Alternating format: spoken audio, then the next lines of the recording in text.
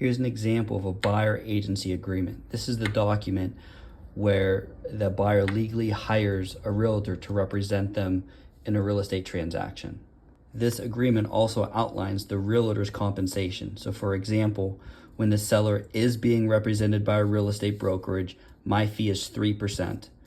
When the seller is not being represented by a real estate agent, my fee is 5%.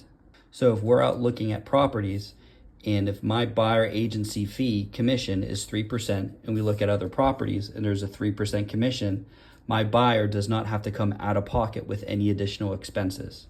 If we look at a property and the buyer agency commission is lower than 3%, then in this case, my buyer would have to come to closing with an additional 1/4% or 0.5% or 3/4 or even another full percent. So what happens in this scenario if we go look at a property and the listing agent's only offering a 2% buyer agency commission, but my agreement with the buyer is a 3%? That buyer would need to bring an extra 1% to closing to make the difference in that compensation, which all gets applied to their overall closing costs.